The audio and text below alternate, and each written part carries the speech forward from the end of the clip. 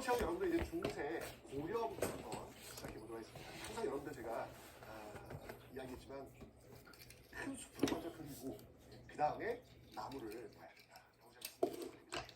고려는 이제 한 500년의 역사를 갖고 있습니다. 그 500년의 역사를 먼저 큰 숲으로 한번 시대공부를 가지고 살펴보는 시간을 먼저 가져보도록 하겠습니다. 자, 918년부터 출발해가지고 1392년, 1392년이라고 하는 것은 이제 조선이 건국했던 그런 부분이 되겠습니다. 대략 한 500년이었는데 일단 이 시기를 두 시기로 한번 쪼개볼게요. 그 시점이 언제냐 바로 이 1170년이라는 겁니다. 연도는 외우지 않으셔도 돼요. 그 의미 없습니다. 그냥 나누기 위한 부분적으로 제가 표시한 기호일 뿐이에요. 외우지 마세요. 자, 어쨌든 1170년을 기점으로 하는데 이 1170년이 뭐냐? 이 1170년이 바로 무신정변이 일어난 해입니다. 그러니까 이 1170년 기점으로 고려 전기, 그다음에 고려 후기 이렇게 나눠볼 수 있어요. 이 고려 전기를 다시 초기와 중기로 또 두 시기로 나눌 수가 있습니다. 각각의 시기는 여러분들 그 시대를 이끌었던 주도 세력이 누군가에 따라 가지고 한번 나눠 보도록 하겠습니다. 먼저 고려 초기를 이끌었던 거, 여러분 잘 아시겠지만 고려를 세운 사람들은 호족 세력들입니다. 그죠? 그러니까 신라 말기 새로운 시대를 꿈꾸었던 호족들, 그리고 신라 말기 골풍제도에 의해서 참여받았던 육두품들, 그들이 새로운 시대를 세운 것, 이게 바로 초기 호족들이었죠. 그래서 호족과 육두품에 의해서 나라를 출발시키고 있다는 거. 그러다가 이들이 이제 어느 정도 시간이 지나면서 기득권화됩니다. 항상 그래요. 항상 맨 처음에는 천마음이었지만 시간이 지나면서 약간 좀 가는 어떤 그런 모습도 있잖아요. 그들은 우리는 뭐라고 하냐면 문벌이라고 합니다. 문벌. 이 문벌들이 이끌고 있는 시대를 우리는 고려 중기다라고 이야기를 하는 거예요. 그래서 이렇게 고려 전기 한 덩어리가 있고요. 그 다음에 고려 후기는요. 무신정변 이후에 무신들이 권력 잡았을 거 아니야. 그죠? 그 무신들이 권력을 장악한 시기. 이때 이제 몽골이 쳐들어와요. 몽골이 쳐들어왔고 결국 무신 정권은 무너졌고 이 몽골의 들부터 성장했던 세력들, 그 권문 세족이 이끄는 시대. 이 시대를 우리는 고려 후기다라고 이야기합니다. 그래서 고려 500년의 역사를 이끌었던 세력들을 보면 자, 호족 1번, 문벌 2번, 무신 3번, 권문세족 4번. 이렇게 호족, 문벌, 무신, 권문세족이 이끄는 그 시대의 흐름 속에서 여러분들이 접근을 하시면 되겠다라는 말씀드리겠습니다. 그리고 이 권문세족에 맞서서 성장한 세력들이 바로 신진 4대부가 되는 것이죠. 이 신진 4대부들, 성경을 수용한 이 신진 4대부들이 새로운 나라, 그 나라가 이제 조선이라고 하는 또 새로운 시대를 열게 되는 것. 그래서 호족, 문벌, 무신, 권문세족, 신진 4대부로 이어지는 역사 주도 세력을 일단 여러분들이 머릿속에 딱 박아놓고 고려시대를 접근하시면 되겠습니다. 자, 어떻게 숲이 좀 그려지셨나요? 1170년 무신정변 기점으로 해서 이전과 이후를 나눴고 호족과 문벌, 그 다음에 뒤에 무신과 권문세족으로 이어지는 고려 시대였습니다. 그렇죠? 요거 집어넣고 자, 그럼 지금부터 이 호족 시대, 이 호족이 이끌었던 이 고려 초기 시대 어떤 식으로 해서 이 고려란 나라가 기틀을 잡는지 그 내용들을 한번 좀 살펴보도록 하겠습니다.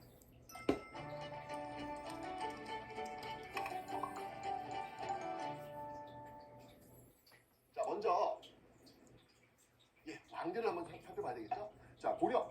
여러분들 이제 고려 항상 이게 한국사 능력검정 시험에선 정치 파트가 압도적으로 많이 나와요. 많이 나오기 때문에 정치 파트를 여러분 놓치시면 안 되는데 정치 파트 제일 중요한 건 뭐냐면 왕이야, 왕. 어떤 왕이 어떤 일을 했는지 이게 이제 시험에 가장 많이 나와요. 그래서 그런 것들을 놓치지 않으셔야 되는데 자, 먼저 이 고려를 세운 사람부터 한번 좀 살펴보도록 하겠습니다. 고려를 세운 사람이 누구예요? 태조 왕건입니다. 왕건. 그죠? 태조 왕건인데 이 태조 왕건 같은 경우는 이미 배웠습니다. 공고 신일 배웠죠? 공고 신일 인산전투, 고창전투, 신라 멸망 그리고 1, 2천 전투로 이어진 그 과정을 통해서 이 태조가 고려를 세웠다. 고려를 이제 홍삼국을 통일했다. 이렇게 제가 말씀을 드렸습니다. 오늘 이미 설명 드렸고요. 공고 신일 이제 어렵게 문제가 나올 수 있으니까 기억해 놓으시라고 설명드렸습니다. 자, 그러면 어떻게 해서 이 태조 왕건이 고려란 나라를 이끌었는지 내용을 한번 살펴보도록 하는데 자, 우선 항상 나라를 내려고 세웠어요. 그 앞에 있는 나라가 좀 혼란스러웠어. 그리고 혼란을 안정화시켜야 될 거 아니야. 항상 그 나라가 혼란스럽다는 얘기는 백성들이 못 살았다는 얘기예요. 그 못 살았던 그 백성들한테 안심을 시켜주려면 가장 기본적인 게 바로 인생 안정이다. 인생 안정시키기 가장 좋은 거 세금을 가지고 세금을 가지고 바로 감세정책. 볼 수 있겠죠. 네, 세금을 깎아주는 거. 그래서 60분의 1.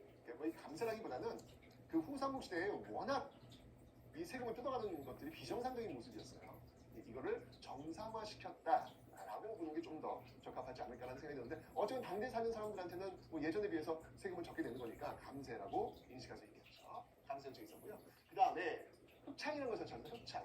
흑창이 뭐냐면 이게 그 앞에 있었던 게 뭐냐면 진대법의 역사에 출발하는 진대법. 여러분 진대법 기억나시죠? 예, 고려 소수림 왕 때 시행했던 춘대추납의 제도. 봄의 곡식을 들여주고 가을에 갚도록 하는 그런 제도가 되겠습니다. 긴급 부혈 제도라고 보시면 돼요. 지금도 왜 여러분들 굉장히 힘들고 어려울 때 국가에서 자영업자 또는 뭐 노동자들한테 긴급 아주 저리로 지원해주는 그런 융자 있잖아요. 오늘 저는 문자가 왔습니다. 귀하께서는 저리로 융자를 받으실 수 있는 대상이 선정되셨습니다.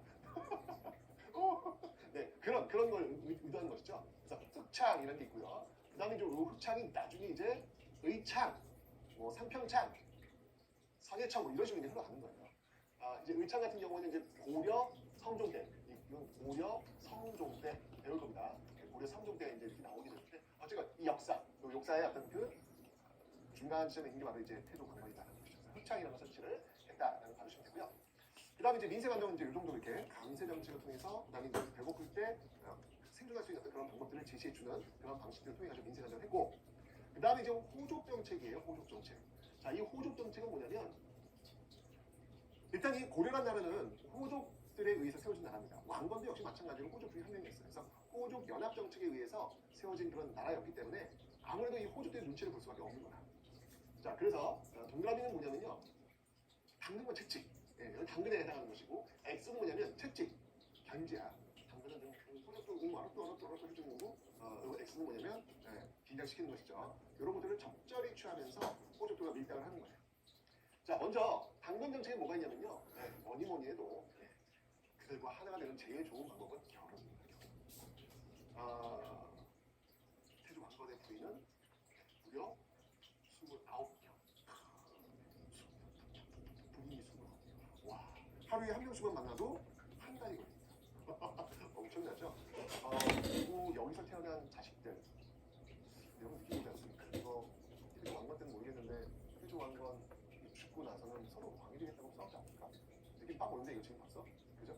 어쨌건 이런 결혼 정책을 통해 가지고 이 호족들과 뭐 사돈지간이 된다든지 이런 방식을 통해 가지고 하나가 되는 모습을 택하게 된 것이죠. 다 세우는데 일단 뭔들 못하겠습니까? 예, 대권을 잡는 데 있어서는 난 납작 엎드릴 수도 있는 거예요. 뭔들 못하겠습니까? 대권을 잡기 위해서. 그죠? 이런 모습을 보이고 있고요. 그 다음에 이제 사성제도 이것도 마찬가지예요. 내릴 사자, 성을 내린다는 얘기예요. 왕치성을 주는 거예요. 우리 패밀리. 너는 왕식, 나도 왕식, 우리 패밀리. 이런 식으로 사성제도가 있고요. 그 다음에 이제 이런 결혼과 사성 말고 실질적인 경제적 혜택을 주는 게 있어요. 이게 뭐냐면 역분전이라는 겁니다. 역분전. 역분전은 뭐냐면 그 역할에 따라서 나눌 분자, 나누어준 토지라는 의미가 되겠습니다. 그러니까 대국 공신들의 그 역할들, 공로가 있을 거 아니에요. 그 공로에 맞춰서 토지를 지급한 거죠. 자, 여러분 여기서도 역시 마찬가지야. 내가 이야기했어. 토지를 지급했다는 의미는 그 토지 소유권을 준 게 아니라고 제가 설명드렸습니다. 그 토지에서 세금을 거둘 수 있는 권리 똑같아요. 앞에 제가 그 관료전과 농업 설명하면서 설명드렸잖아요. 역분전도 역시 마찬가지예요. 하여튼 제가 관리들한테 주는 토지라고 하는 개념은 무조건 다 수조권 개념이에요. 소유권 개념은 하나도 없어. 아셨죠? 네, 그 소유권 개념은 앞에 설명했던 그 정전, 민전 그거 외에는 없습니다. 다 수조권 개념이에요. 어쨌건 이런 역분전을 지급했다. 당연한 거죠, 여러분들. 나라 세우는데 도움 줬으면 그래도 협당을 뭔가 줘야 될 거 아니야. 그죠? 그래서 이렇게 결혼, 사성, 역분전 이와 같은 어떤 모습들을 보이고 있어요. 자, 이게 바로 당근에 해당하는 정책들. 그러나 이렇게 그냥 퍼주기만 할 수는 없잖아요. 밀당을 해야지, 긴장감을 줘야지. 이게 X 바로 사신관 제도라는 것을 또 시행을 합니다. 사신관이라고 하는 건 뭐냐면요. 그 지역의 사신관을 정해서 호족들한테 너 이 지역의 사신관 네가 해라. 네가 여기 책임져라. 연대 책임을 묻도록 하는 거예요. 그러니까 그 지역을 너한테 맡길 테니까 너가 알아서 해. 조건이 있어 대신. 만약 여기서 반란이 벌어지면 너가 책임지는 거야. 이렇게 연대 책임을 주는 것이죠. 첫 번째 그 사신관의 대표적인 인물이 바로 김부라는 인물입니다. 김부 누구예요? 네, 바로 신라의 마지막 왕 경순왕. 이 경순왕에게 신라의 수였던 경주 있잖아요. 그 경주의 사신관을 줍니다. 너 여기서 사신관 해. 사고 터지면 네가 책임져. 이런 식으로 보이는 것이죠. 그래서 이런 어떤 모습들이 있었다. 첫째 그 사신관의 대표적인 인물이 바로 김부라는 인물입니다. 김부 누구예요? 네, 바로 신라의 마지막 왕 경순왕. 이 경순왕에게 신라의 수도였던 경주 있잖아요. 그 경주의 사신관을 줍니다. 그래서 여기서 사신관을 사업도 지금 네가 책임지고 이런 식으로 보여주는 것이죠. 그래서 이런 어떤 모습들이 있었다라는 기억하시면 되고요. 그 다음에 이제 기인제도라는 게 있습니다. 이것도 제가 앞에 설명드렸어요. 그 상수리 제도, 제가 문무왕할 때, 통일신라 문무왕할 때 제가 상수리라는 설명을 좀 드렸던 기억이 납니다. 인지의 제도예요. 상수리가 유력 세력을 직접 경주에 데려와서 묵게 한다면 이 기인제도는 그 유력 세력의 자식들, 그 자식들을 고려수도 개성에 데려오도록 하는 것, 이걸 이야기하는 겁니다. 그래서 이런 호족 정치들 밀당, 당근과 채찍을 번갈아 주면서 어떻게든 이 호족 연합 정권, 제가 이야기했지만 이 호족 연합 정권이에요. 이 연합 정권을 유지하려고 노력했다. 왕권은 강하진 않습니다. 왕권은 역시 마치 호족의 이론으로 나를 세웠기 때문에 여러 호족들을 지금 배회해서 그런 상황이었다는 것이죠. 자, 그런데 이뿐만 아니라 민생 안정, 호족 정책뿐만 아니라 북진 정책이라는 걸 취합니다. 여러분들 고려라는 나라, 그 나라 이름이 뭐랑 비슷해요? 고구려와 비슷하잖아요. 그죠? 그러니까 이 고려란 나라는 고구려의 영향을 받은 그런 국호입니다. 왜냐면 옛날에 고구려를 고려라고도 불렀거든요. 개선한 어떤 차원에서 고구려의 수도가 어디였어요? 장수왕 때 평양으로 천도하면서 평양의 수도였잖아. 당연히 이 평양을 중요시 여길 수밖에 없겠죠. 자, 그러면서 이 고려는요, 이 태조 왕후는 북진 정책을 추진하면서 우선 이제 발해 유민들을 적극적으로 수용하는 모습을 보이고요.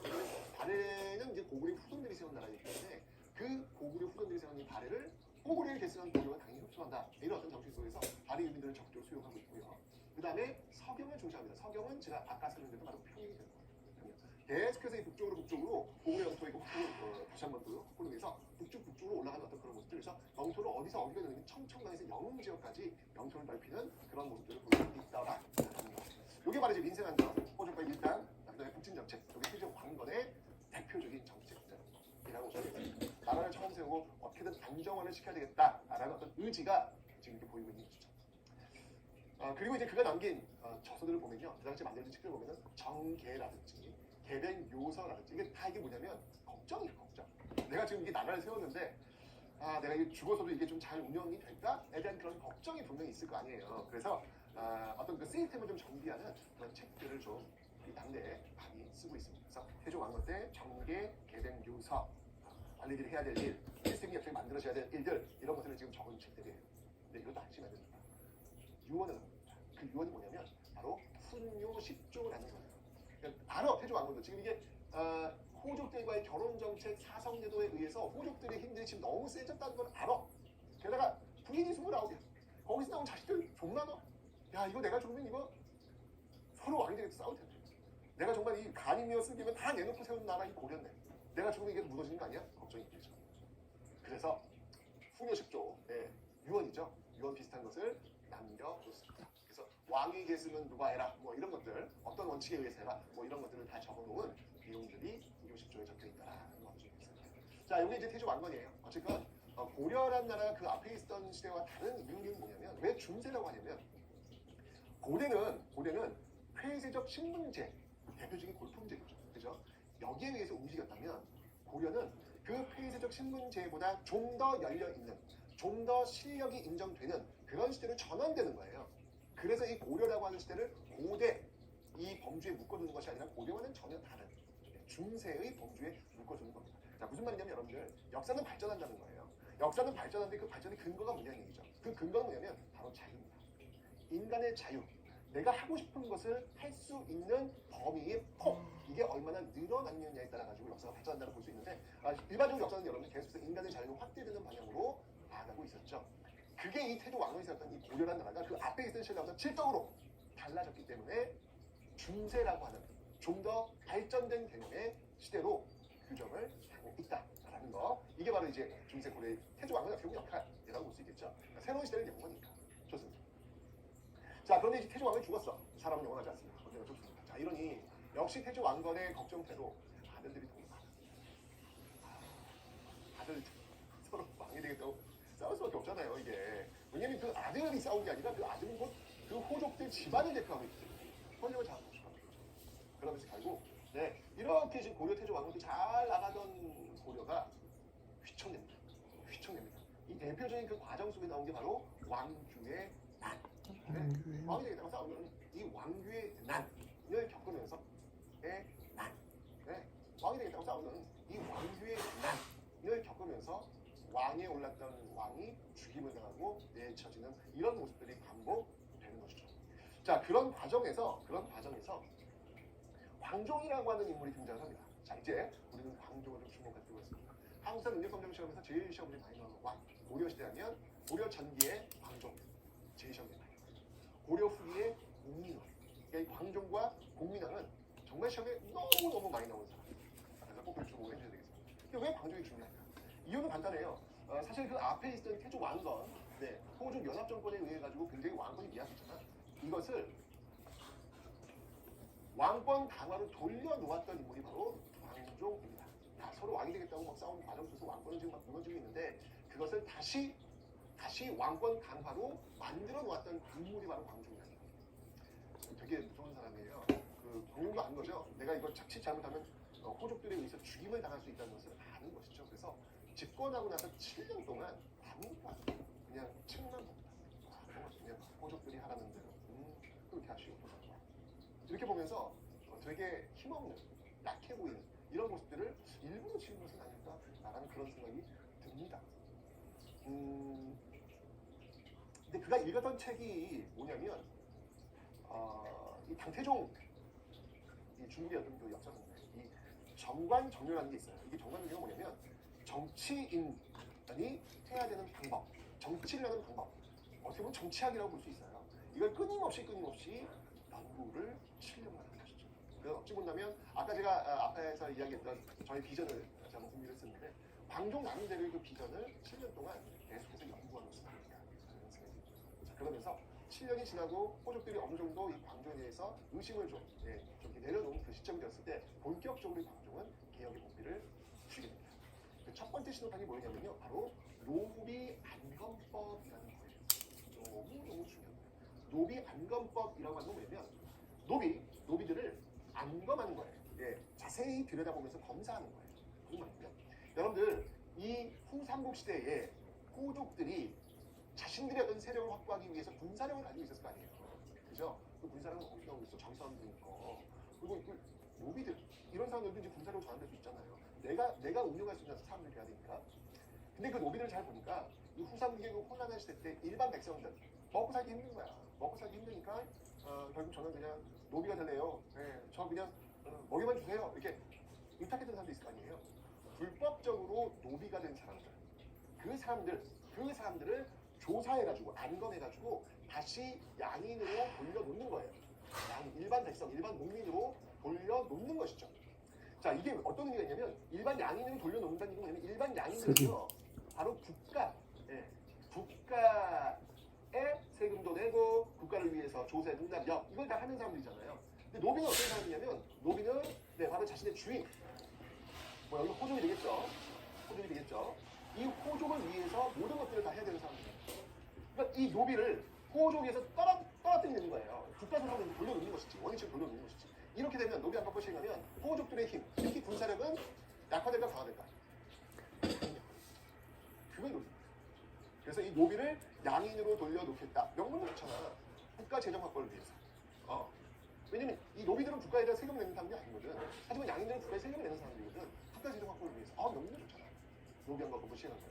이거 호족들이 기둥선에 제대로 맞춘 것이지. 조용히 아무것도 안 하는 물에 물 탄 듯 술에 탄 듯 허약한 왕일 줄 알았는데 갑자기 노비 안건법이라는 칼을 들고 나오고 이게 뭐지? 약간 임신왕이죠. 그런데 여기 두 번째 개혁이 시작되는 원입니다. 그게 뭐냐면 바로 과거제였습니다. 자, 이 과거제는 여러분들 쌍기 이 중국인이에요. 쌍기는 건의에 의해서 시행되는데 이 과거제가 어떤 의미가 있냐면 여러분 기억나요? 통일신라 말기에 원성왕이 시행했던 제도가 있었어요. 그게 독서 3국가였습니다. 원성 엄청 좋다고 제가 얘기했잖아요. 그죠? 아니, 교수들한테 그거 공부해서 시험 봐가지고 독서 강의한 다음에 품계를 이렇게 나누겠다는 거 교수들 좋아하겠어요? 결국 싫어하잖아요. 그 제도를 다시 시행하는 거예요. 쌍의 건의에 의해서. 자, 이제까지는 여러분들 칼 들고 서로 싸우면서 호족들이 힘을 과시했다면 이제 그거 그만. 칼 그만 들어. 이제 칼 대신 뭘 들어? 붙들어. 붙들고 공부해. 라고 이야기하는 거잖아요. 거기에 맞춰가지고 뽑을 거야 라고 이야기를 하니까 야 이렇게 되면은 호족들한테는요 대놓고 권력을 내놓으라는 거나 마찬가지잖아요. 연락했습니다. 이러면서 결국 이 과거지 시행과 함께 호족들이 되고 있는 거예요. 반란을 일으킨 거죠. 그런데 어찌 보면 왕족은 그걸 기다리는지도 몰라요. 호족들은 개국공신들이야. 개국공신들은 왕권을 강화시키기 위해서 그래 너희들 왕권을 약화시키려고 자꾸 하니까 안 되겠어. 나는 왕권을 강화시켜야 되겠어. 너희들 죽어! 죽일 수가 없어요. 명분이 없잖아. 명분이 왕이라고 해서 사람 함부로 못 죽입니다. 명분이 필요했는데 그 명분 제일 중요한 뭐냐면 명분은 반란이거든. 어찌 보면 노비안건법과 과거제를 통해서 이 호족들이 반란을 일으키기를 기다리는지도 몰라요. 호족들이 반란을 일으키자 명분 확보된 거예요. 화난세를 들면 라고 하면서 이 호족들 그 대중신들은요 대거 죽여나갑니다. 정말 이 광종의 이 손에 피를 얼마나 많이 묻혔는지 공부한 척하는 거 봤어. 입 딱 닫고. 입 닫아야지 영상 찍고 있는데.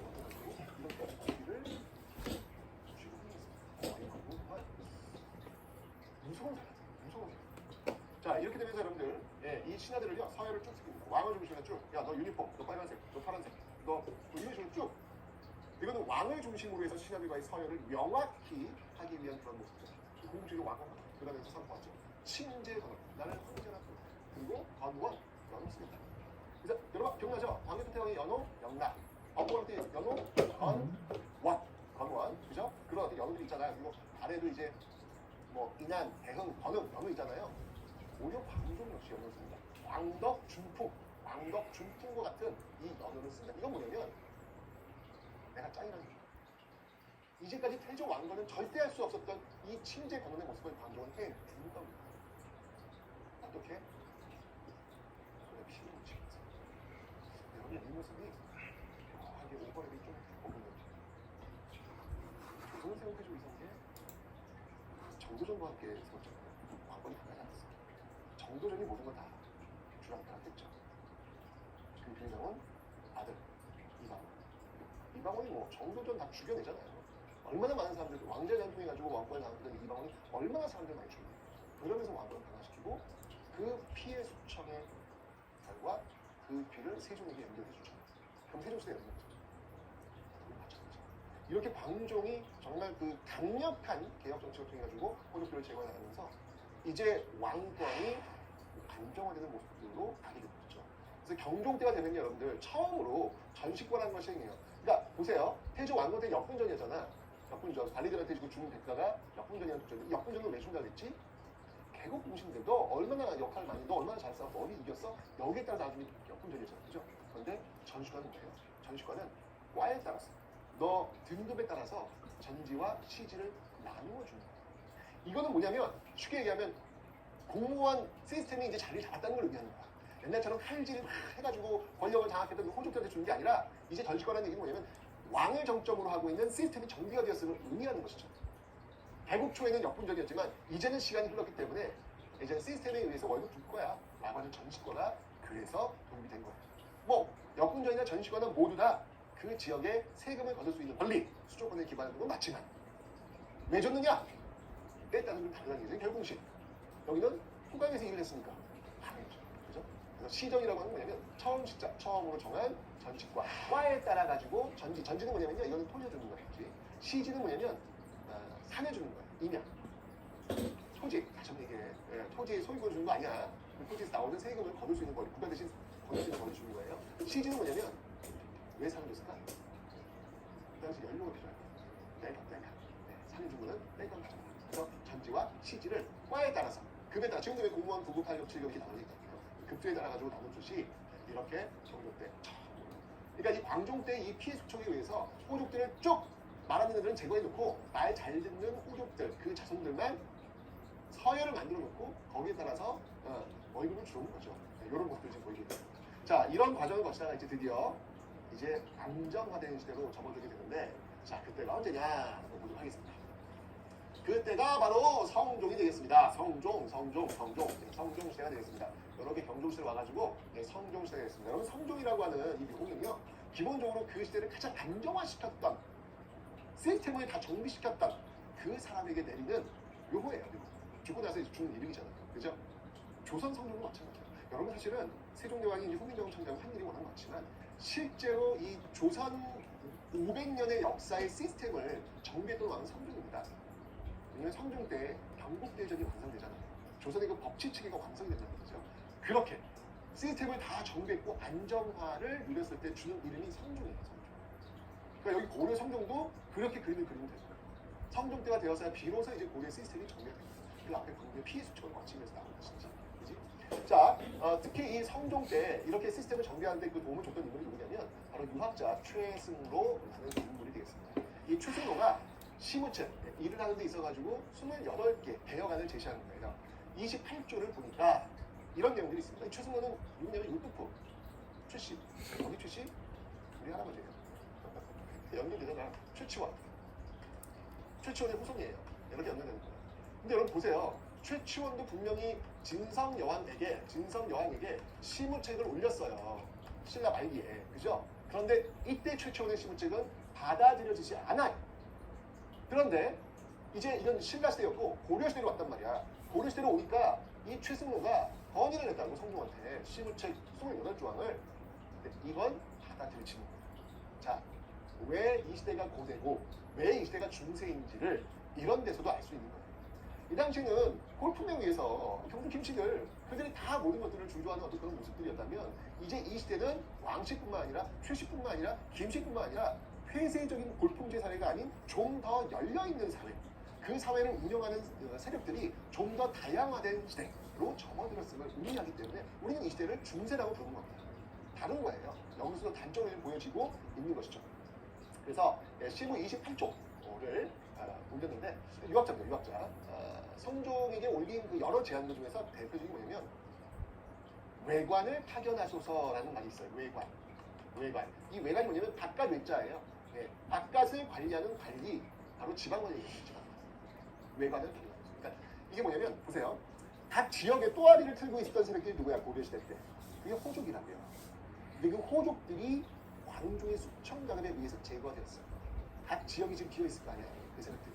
그 지역들의 중앙에서 왕이 뽑은 지방관들을 파견을 하는 거예요. 그래서 지방 권력을 장악하는 의미가 있습니다.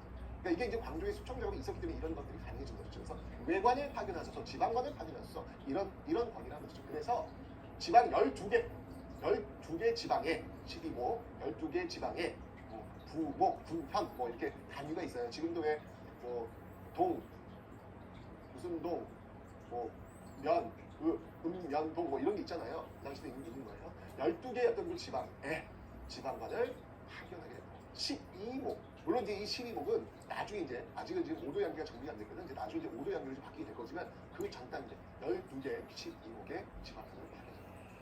그리고 중앙은요 이제 2성 6부 체제. 요거 이제 제가 나중에 설명드릴 거예요. 2성 6부 체제로 이제 왕을 중심으로 해서 행정 조직이 어떻게 만들어지는지 이게 딱 이제 세팅이 되는 겁니다. 지금도 왜 대통령 이하에 뭐 여러 부처들이 있잖아요. 네, 그런 것처럼 이 당시도 왕을 중심으로 해서 여러 부처들, 행정 부처들을 만들고 있는 모습들이 나타납니다. 이건 성종이에요. 시스템이 정비가 된 거야. 그리고 유학자다 보니까 이 최승로가 이제 뭘 거냐면 연등회를 줄이고 할관회를 요거 좀 안 했으면 좋겠다라는 건의를 하는 것이죠. 연등회라고 하는 건 뭐냐면 연등회는 왜 부처님 오신 날 이렇게 등 들고 이렇게 막 이렇게 연등이 막 걸리잖아요. 그죠? 이런 거 너무 많이 하지 마. 좀 줄여라. 라고 이게 너무 부끄럽니다. 라고 하는 거죠. 왜냐면 최승로가 유학자니까 불교의 행사에 대해서 이렇게 적극적으로 지원할 마음도 없는 거예요. 그래서 물론 이제 고려가 불교에 나가니까 뭐 하긴 하겠지만 좀 규모를 좀 줄여라. 이런 얘기를 하는 거죠. 8관에는 또 도교 행사입니다. 도교 행사. 이런 것도